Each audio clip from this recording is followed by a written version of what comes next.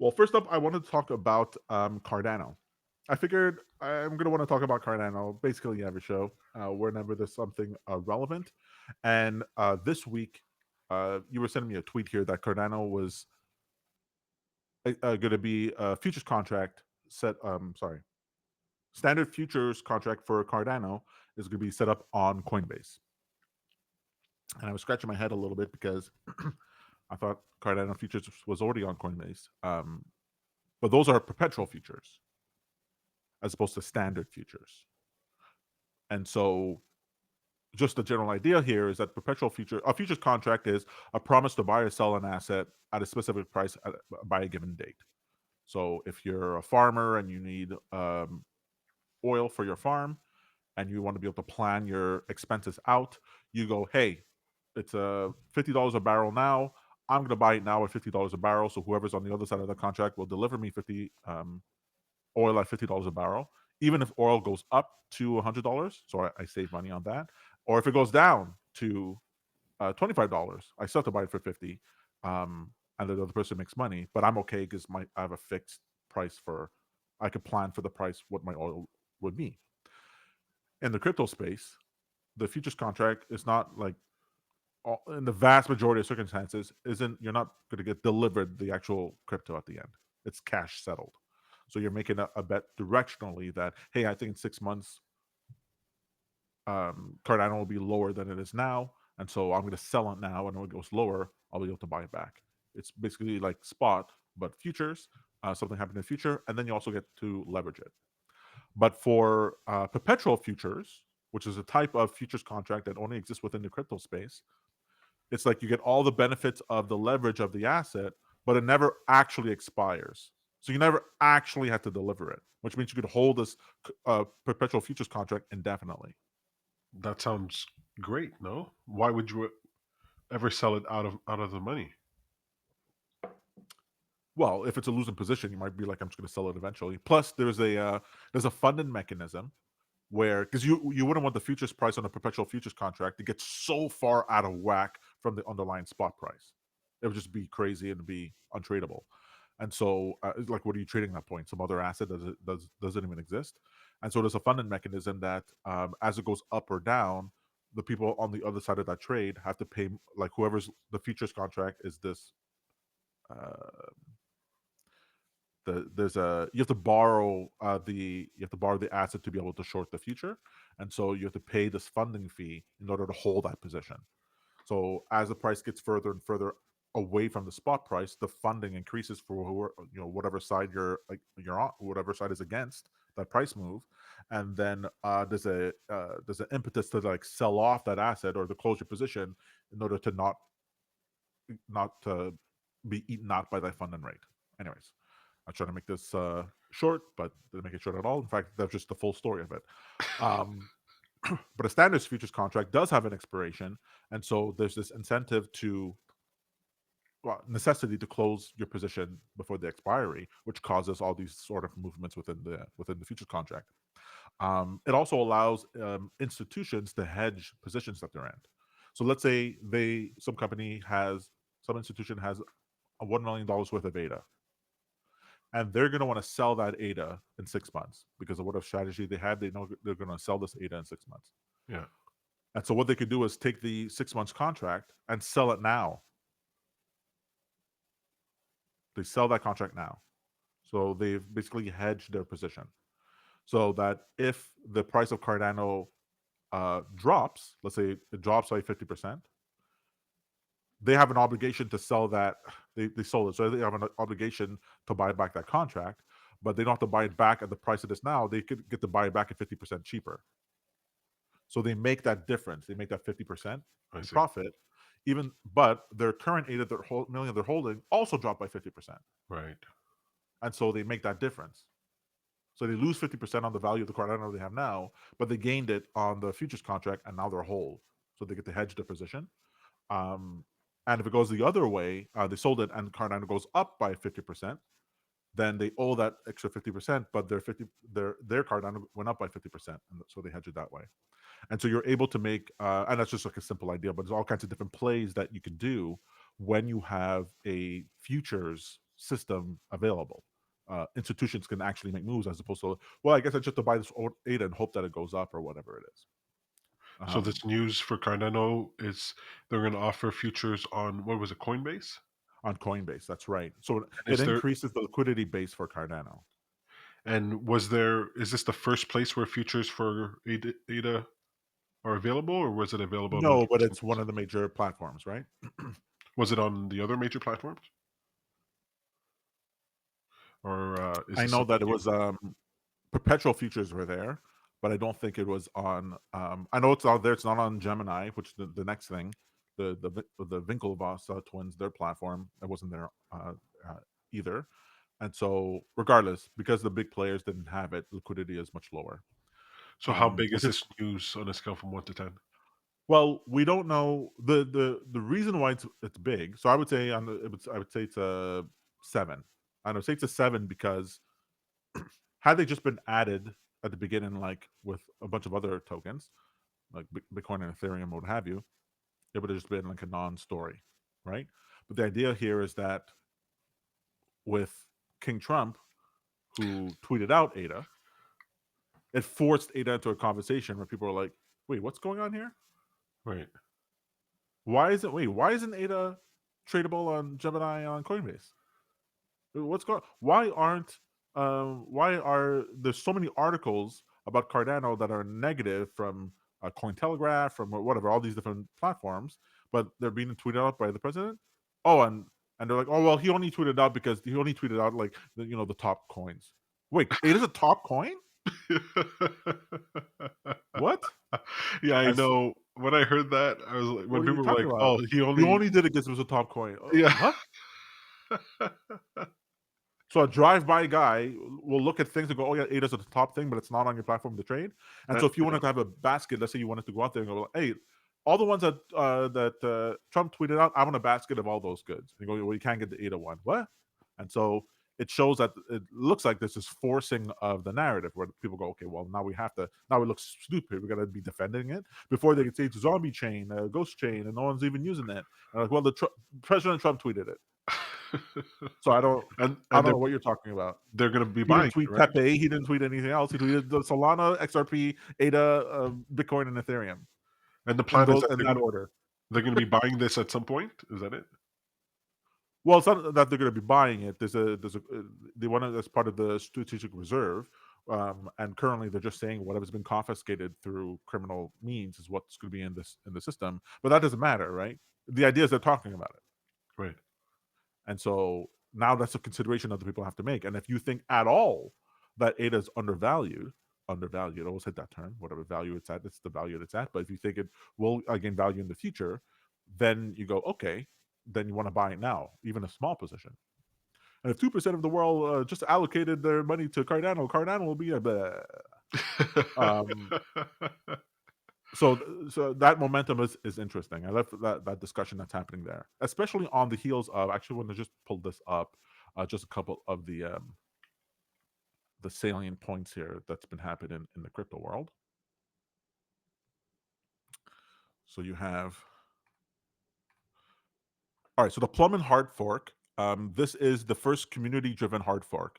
So basically, up until now, the Cardano, I believe the foundation itself has been handling the forks of Cardano, but this is the first one, CIP SIP 1694, that the community voted on and released. That means that the governance system of the platform is actually in place and working.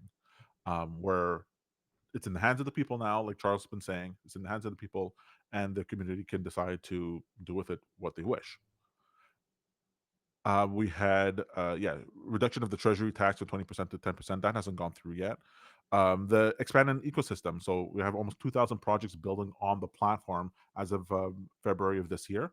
And it's a stable number reflecting consistent growth. So there's another thing. As people are seeing Cardano more and more places, you have to remember most of these people aren't partisan, right? They're just seeing Cardano for the first time. They look it up and they go, "Oh, it's active. Oh, it's robust. Oh, there's all kinds of things happening here." And it's interesting. Their use cases. Let's take a look. Let's give it a try. Let's buy it. Let's see here. Plutus, I'm very excited by. There's all kinds of new technologies that are developed. This one here, I don't know if you've seen this before. If we talked about it, this is Aiken language. So basically, it's a programming language to make smart contracts on the Cardano blockchain. Interesting. So I'm actually trying to spin one of these up right now just to try it out. But essentially, it's like this suite for programmers. It's super useful to have something like this. And what I like about it now is that you can feed it into AI, and so you don't have to sit there and bang your head against this. You be okay, AI, feed it the documentation. Now let's write a smart contract that allows me to loan this amount to Peter under these conditions that get resolved in this time, right? And see how that works Right. and settles out. I will tell you that when I years ago when I was first hearing about smart contracts and all these things, I was like, who's going to be able to build this stuff and write the code for Right. this? I was like, this is going to be a long time before this will be useful to the average person. But with AI now, like you're going to have you're going to tell the AI the smart contract you want, it's going to output the code, and that'll be it. That's right. It's one of the reasons why people were so eager to jump into, let's say, Ethereum or Solana network because of the ease of the environment to write, um, because they weren't using formal methods or anything like that.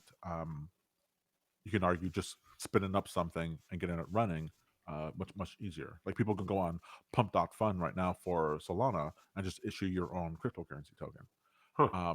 I mean, the same thing is true on Cardano, but the idea is that the fundamental basis of it is this formal verifications method that makes it far more secure, and you can more readily rely on it. Whereas, you know, we've seen hacks all the time that happen on Ethereum, and so that's to me that's exciting. And you're right, with the development of AI, it really propels a number of projects that can get out there.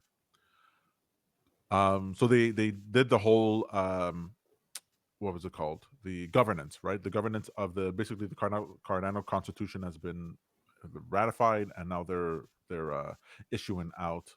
Basically, now the community is getting together and making decisions for how to market Cardano, how to basically pimp it out. Now that it's basically feature rich, and so to the point where um, Charles is focused on Midnight, the Midnight token, which I think is going to be the next big thing for the Right. crypto space that actually allows for privacy within crypto, which is not something a bunch of people are talking about. Like we did have this one with Monero, right? Monero XRM, I believe it was called, was supposed to be this privacy token, but you saw what happened to that. It got blocked off of everywhere, right? Why? Because it allows for transactions to be private.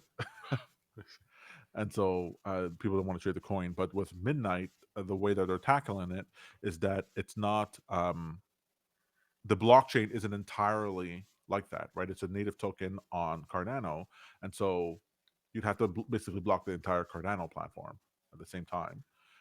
So with Midnight, you wouldn't be able to do that. And then with Babel, with being able to transact with the Cardano network using any token you want. You don't even need to have ADA to do it. Now you have a mechanism to, it's not released yet, but you would have a mechanism to get into the Cardano network, do things privately, and then exit without anyone really being able to stop you. So I don't know all the ramifications if that extends to ID systems, if that extends to if you have to do like certain operations off chain and then load certain information on chain. So there's a whole component where it's not blockchain connected. I don't know what all that is, but apparently Midnight is going to be coming out this year. So let's call it next year. And it should allow for the privacy. And so if you don't have that on Solana, you don't have that on Ethereum, and you don't have that on Bitcoin. And Right. Bitcoin arguably is the most transparent of all the blockchains. And so let's say you did want a stable coin or transactions for the government or whatever it is put onto a blockchain, you would want it to be you would want privacy. Right. And Midnight is the only thing that I know that's talking about that. So it's very exciting. And then you have all the optimization features, Hydra, Laos, a bunch of things in order to make a Cardano better. So I'm paying attention to it. Nothing I'm seeing so far is making me doubt the roadmap. I love the messiness of what's going on with the governance and the budgeting of the platform. Feels very much like what is it, the Federalist versus the I forget the other name, but basically at the beginning of America, there's the debate between centralization and decentralization. That was like generally the idea: states' rights versus federal control, and central bank, no central bank. Uh, all very fascinating. And you want that sort of conversation, that sort of discourse, and it could lead to something really great afterwards. So pretty cool. Will you be able to use other tokens in the midnight protocol, or is it just I don't know. I assume what it is that because the idea of the Babel is that you use your fee, it goes in. There's a system that still uses ADA underneath the hood with validators, where they're basically the intermediary between that. But how then midnight happens, how that converts to midnight, and how that's used, I don't know. Um, so I'm not too sure about that. But it's proof of concept too for the platform, because then someone else can be like, hey, I'm going to make my own privacy token with these sort of features to it, and also issue it on the Cardano system. And what's great about native tokens on the Cardano network is that they're first class citizens. They have all the same features, access to all the same features of the blockchain as ADA does, versus some right? other change. You don't have that. Like the native token has full access, and then the, the secondary ones don't. All right, so that's Cardano. So that what does that mean? It means that we could have increased liquidity. So increased liquidity more within the space, which means it supports the price more. It supports adoption a lot more. It increases the amount of metrics that appear on the system that shows health and growth within the system. More institutional players can get larger positions on there, and you might see a performance increase over time. You get increased credibility, right? The idea that Coinbase says, okay, now we're going to add you on, it means that, okay, people go, it adds to the credibility of the system, versus when you hear about some meme coin, you're like, well, the only way you can get it is that you use your ledger device connected to Uniswap and transact with this contract. And only this contract. Make sure you don't do another contract. You bought the fake one. I've always told you bought the fake one. So you get more credibility that way, and it makes it greases the wheels for other exchanges to adopt it. Because if one exchange says, oh, we adopt 100 tokens, and the other one says, we have 101, you go, I guess I'll go to the 101 one. Why not? They have more, and so it increases the odds for that. The downside is that we might get a lot more volatility. So in the same way that institutional players can participate in order to increase the price, they can dump, and Right. they can manipulate the price in order to cause flash sell-offs and washouts and liquidations that happen within the space, which then leads through to the underlying asset, the volatility for underlying asset, and they go, hey, look, that's what you get. You get the stability at a lower price, or more volatility at the higher price, and volatility means volatility both ways, go down and up. And so watch it with your leverage. That's what can happen with any asset.